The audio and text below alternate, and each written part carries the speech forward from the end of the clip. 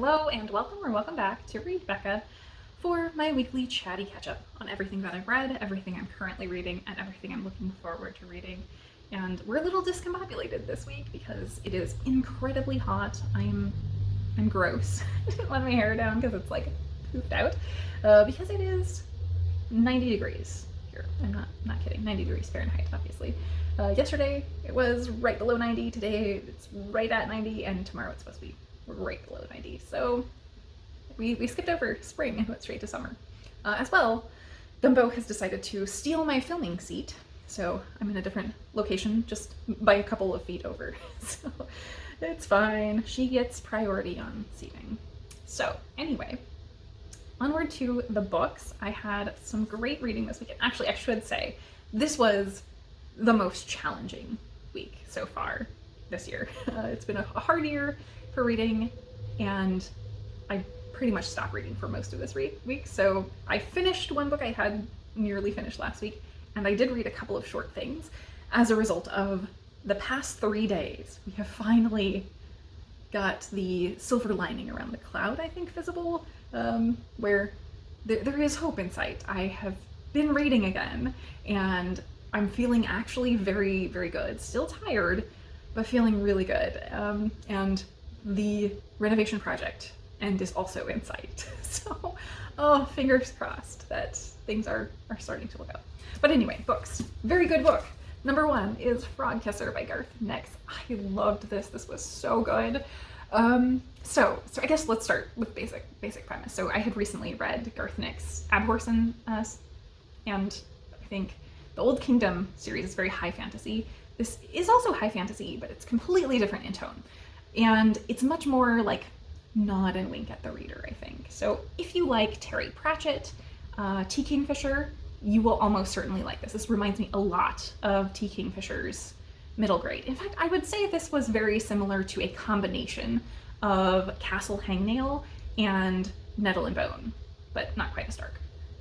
So we're following Princess Anya as she is the second princess in line to a family where her stepmother married her dad passed away, stepmother married a stepfather who is the evil Duke Rykard, who keeps transforming people into frogs, or other things as well, because he's an evil duke. So naturally, they expect that the latest transformee, Prince Denholm, needs to be transformed back, and the eldest princess, Morven, should be the one to do that because she is in love with Denholm. She is always in love with the princes who come to the castle. And she doesn't want to kiss him, though. She doesn't want to kiss any frogs. So, naturally, Anya is the selfless one who is willing to go along and kind of just sees that it's something that needs to be done. And that practicality and her getting the job done is very core, I think, to this story. So she uses some magical detransformation lip balm and kisses a frog. However, it is not, in fact, Denholm. So she winds up using all of the lip balm and doesn't transform Denholm back. But that sets her off to needing to make some more of this lip balm. So she winds up on an epic quest to collect the items to make detransformation lip balm, which all sounds very ridiculous, and it is. But there's a lot of heart behind everything. So she collects a crew basically along the way, as you expect in any sort of questing journey. A wonderful ragtag band of misfits, definite misfits. And I can tell my lighting's gonna be horrible in this. That's fine, it's fine. So this ragtag band of misfits encounter lots of baddies, birds that are spying on them, heralds that tell them the news, including news about themselves all the time, and of course a wild variety of transformed people, transformed into animals, talking animals, animal humanoids, a whole huge variety.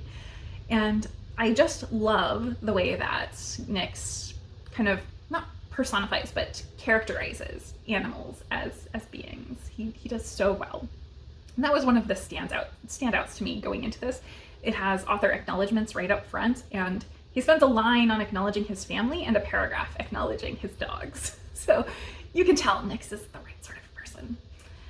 So everything about this was so charming, and kind of to the references I made earlier with Pratchett or T. Kingfisher, it is getting at something a lot deeper. This has a core to the story that is really about doing right and about her quest for this very simple, almost silly thing becoming something bigger, where there's almost a mythology that builds up around her as this Frogkisser person who's going around, who is trying to do right in the face of great wrong and rebel against the power structure in the world because it's been oppressive to people. And so all of the kind of little people rally around that sentiment even more than her as an individual person.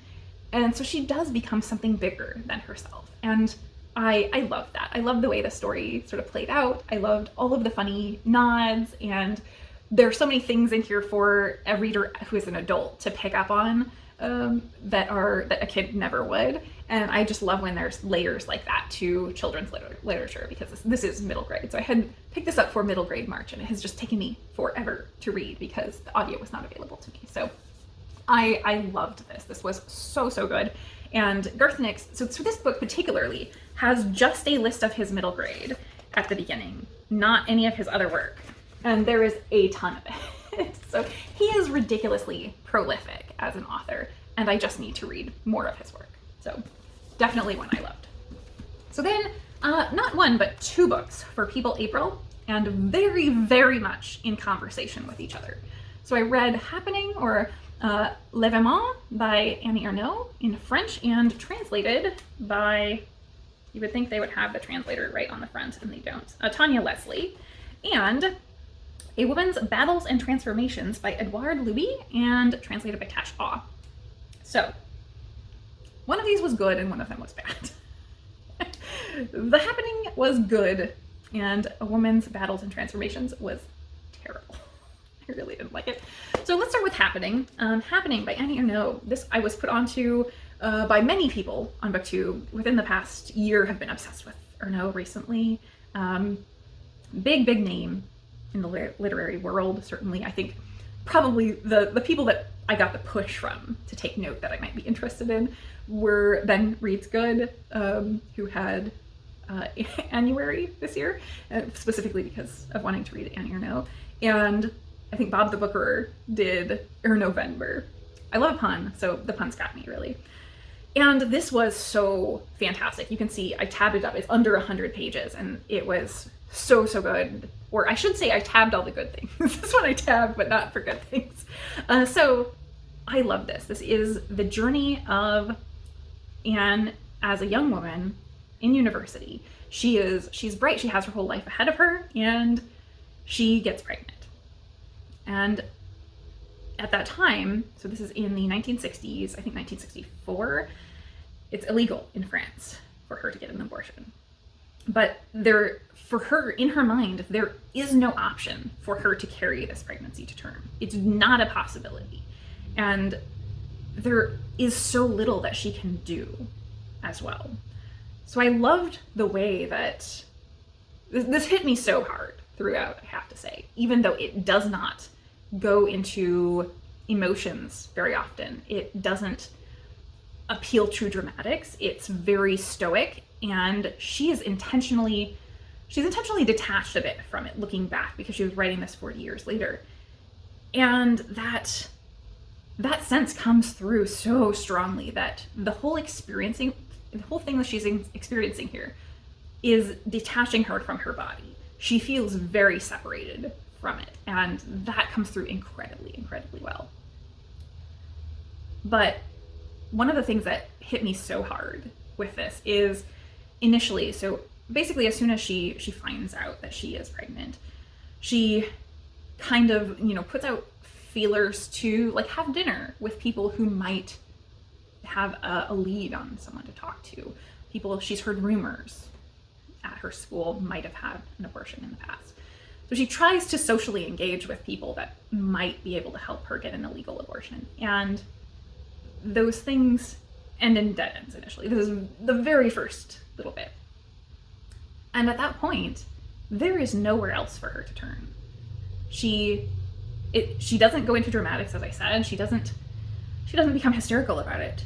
She just literally cannot think what else to do. And naturally, being a student at university, she goes to the library to look up abortion, hoping she will find a manual on how to do it. And of course, she doesn't really find anything useful there.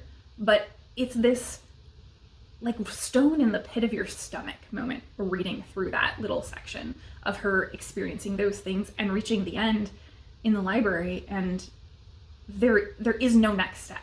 There's nothing else for her to pursue. She does sort of become reckless as a result of that, and not like wide open talking about it, but she does, as a result of the hopelessness that she's feeling, start actually just increasingly telling people what's going on with her because she is at the wit's end in this situation.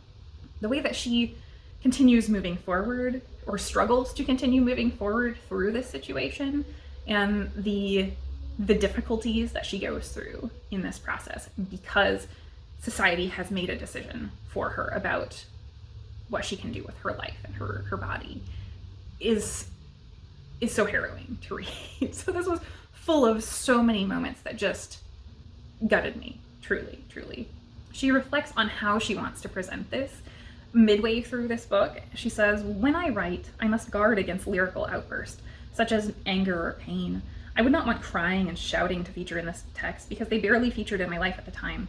Above all, I wish to capture the impression of a steady flow of unhappiness, conveyed by a pharmacist's inquisitive attitude or the sight of a hairbrush by a steaming basin of water."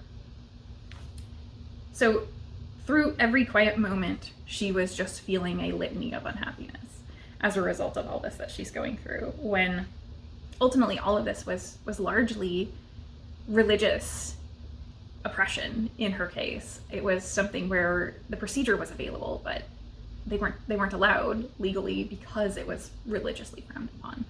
And it is so hard to hear the connections that she makes and people who had so many doors closed on them. And yeah, it is a struggle to see how close we are to heading back toward that, you know? So this was really, really incredible reading right now. I did also watch the film. So there is a French language adaptation of this in film from IFC, and it is a very good film, but it kind of lost everything that made this special.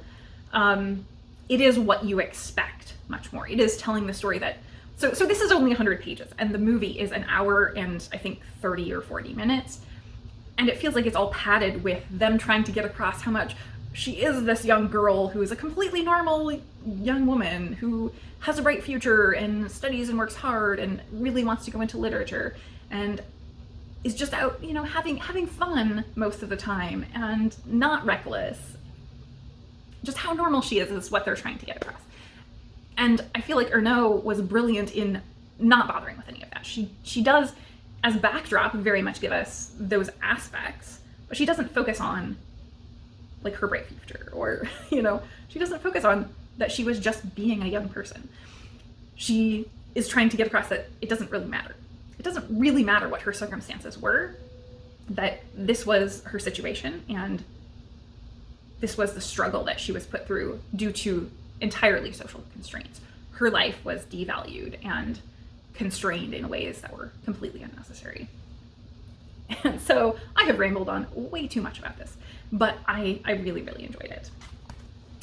So anyway, the other one that was not so good, and this feels very in conversation with that, because this is Édouard Louis looking back at his mother as a young woman after seeing a photo of her young, smiling, and happy, and realizing or recognizing that, wow, she was happy before all of this, before getting tied down to a husband and a family. And so ostensibly this is supposed to be him reflecting on her as a person. It doesn't really feel like that, though. This is so focused on his father, and one of many books I think he has written focused on his father, who was an alcoholic and abusive. And not only that, she doesn't actually come through as a fully formed human being.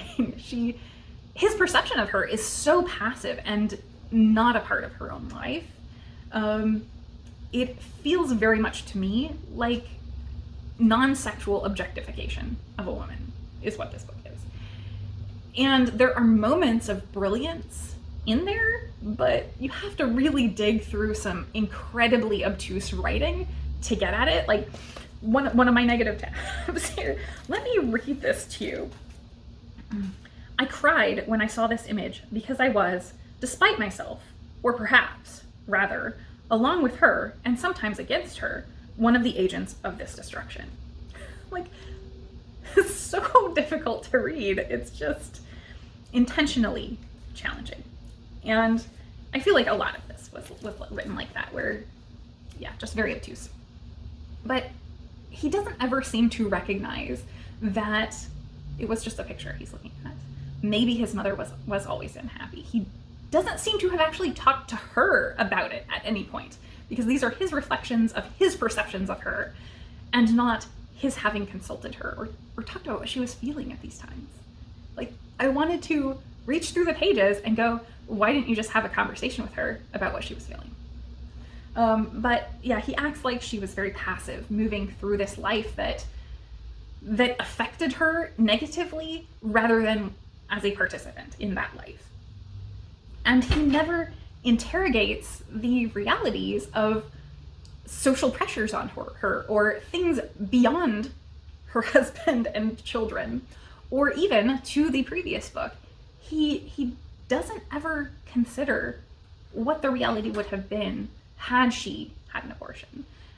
So she was somewhat entrapped into being married to this abusive man because she was already pregnant, and that was just the done thing. She had to, based on what society was pushing her to do. So he doesn't interrogate the larger pressures on women. He doesn't really look at any of that, at what her life could have been, because very much like Ernaux, she had a bright future. She was going somewhere that did not involve settling down and becoming a housewife, it seemed, before. And that's where she ended up as a result of a pregnancy, an unintended, accidental pregnancy as a very young woman. And then she wound up with too many kids, no options, and stuck in this abusive relationship for the rest of her life, for more or less. And it just feels like he didn't think through anything about her as a person, as a complex being existing in the world. He very much wanted to see her through the lens of his perception of her entirely. So I really didn't like that. So this was kind of a dud. Funny enough, I picked this up because I had heard people on BookTube talk about Édouard Louis, and right after I picked it up, I heard Sean the Book Maniac raving about a different Édouard Louis book, and Steve Donahue absolutely lambasting about Édouard Louis because a new release beyond this one came through to him. And so I think I'm much more on Steve's side there. I don't think I would be interested in reading more of Édouard Louis' writing, except perhaps specifically about his own experiences as a gay man coming up in France. Personally, I don't think I have any interest in hearing more about his familial experiences and his processing of his abusive alcoholic father, which seems to be most of what he has written about. So I probably will not be reading more from him, really. I don't know. Anyway, so I've talked a lot because I had a lot to talk about with those books, unfortunately, or fortunately. So that was what I read this week. What I'm reading currently, I snagged The Trumpet of the Swan by E.B. White. This is a book I bought at Indie Bookstore Day at one of my favorite bookshops that sells both new and used, and this is kind of a lovely copy, but a bit beaten, but they mylarred it. And I also, and that one I'm doing on audio, read by the author as well. And I also started The City in the Middle of the Night by Charlie Jane Anders, which I said, this is my one book I have to read this month, so I wanted to at least get it started. So those are what I'm working on. I think that is all for books for now. So I think other than that, as a result of not really reading this week, I did watch a ton of stuff. So I was not reading, I was not doing well at all this week. So I just binge watched stuff a lot. And I caught up on Resident Alien, everything that is out on Netflix currently. So that was on a different channel and got moved over to Netflix recently. And it was one I had been very much interested in when it first came out. It's an adaptation from a Dark Horse comic. And they made some minor nods to the comic bookiness, but not very much. But I don't mind it. I love the tone. Allan Tudyk is my absolute favorite from the Firefly cast, and I love him in so many things he has done, and his performance here is so weird and like perfect. He cracks me up so much. The supporting cast are, well, the supporting cast, not the secondary cast, supporting cast are mostly unknowns, I think, that I really have enjoyed, I think are great surrounding him. The secondary cast, like minor cast, are a lot of big names that I know from Whedonverse. There are a huge number of those that drop in all over, as well as Linda Hamilton. I would say maybe Linda Hamilton is probably supporting cast, because she's been in quite a lot of the episodes. But people like Nathan Fillion plays the voice of an octopus. It's great. So lots of people that are very recognizable to me if you're in a nerdy fandom, I think. So I enjoyed that one very, very much. Another one that I enjoyed very much and am sad to have caught up on and finished, I think they're done with it, is Sex Education. Very adult, very explicit show, but it's mostly about awkward stuff rather than like sexy stuff. It's very awkward. So that is all about kids in high school. Asa Butterfield and Gillian Anderson? I can't believe I just forgot her name. The lady from X-Files. So they are mother and son, and she is a sex therapist, and he becomes kind of a sex therapist at school, even though he is a virgin. And he's very awkward, but yet he's a very good therapist. So it's that kind of premise. There was an old, not an old, but a couple decades old, I guess now, movie that had a similar premise, and I cannot think of what the movie was. That was a very good movie, though. I need to go look it up. But it was so full of heart, and also has a very good supporting cast that's mostly people I didn't really know. The main one, who I had not really watched before, Ncuti Gatwa, is the Doctor now, of Doctor Who fame, and I can completely see it now after watching this show, because he brought me so much joy, so much emotion. Both, like, he had the moments that pulled my heartstrings, made me feel like tearing up, made me laugh out loud. Yeah, he was such a standout that I can completely see why they pulled him for that. Like, he was a key to this for sure. So I had a wonderful time with that show. It was great, albeit, yes, very explicit. What else? I think that's it, other than random cooking competition stuff that I've been watching, as always. But so I think that's where I will leave it for this week. That's a lot, as is. As I said up front, the past couple days have been looking very good. Like, for me, energy-wise, it's on an upward trend. I'm reading again, which is amazing. It has felt so bad to not be reading at all. And so I'm feeling very hopeful for the next week. The home renovation is also coming near the end, so that is all great news. So we will wrap up with a couple of recommendations. So I'm gonna more give almost channel recommendations than book recommendations. So the first one is a series, I guess, recommendations on BookTube. So I picked up The Trumpet of the Swan because Dia from Novel Idea recently celebrated a BookTube birthday and did a series of videos on her favorites at basically every age category. And those lists that she put out are gold mines. So this was on her list as one of her favorites. So I had to pick it up. I knew I had gotten it a year or two ago at Indie Bookstore Day and was thrilled to jump into it. And it's kind of perfect timing because I was just reading a nonfiction bird book for the BookTube Prize as well. So I would say definitely check out Dia's videos about her favorites. I will link the one that I pulled this from specifically so you have a starting place. The other series of videos I would like to point you to is from Made You Book. I am always a fan of single book reviews, but they don't really get the love that they deserve on BookTube. They can build if they're for a popular book usually, but very much over time. So Meiji Book has been doing really fantastic single book reviews for all the books from the Women's Prize for Fiction, Women's Prize for Nonfiction, and the International Booker at this point that I have noticed. And I've been watching all of them. So I've really enjoyed these reviews because if you have any interest at all in checking out those prize lists or the books that are from those prize lists, this is a great point to start at because she's been going through these with such clarity and conciseness over discussing the books, being very informative about what was positive and negative for her in each of the books in a pretty objective way. Like, obviously book reviewing is fairly subjective, but trying to remove like any personal bias around it. So I feel like she has been doing a great job at laying out a wide swath of books right now, because obviously we're deep into prize season, and so to tackle 3 prizes all at once is a big project to undertake, and she's been doing it so well. So I really highly recommend checking out those videos.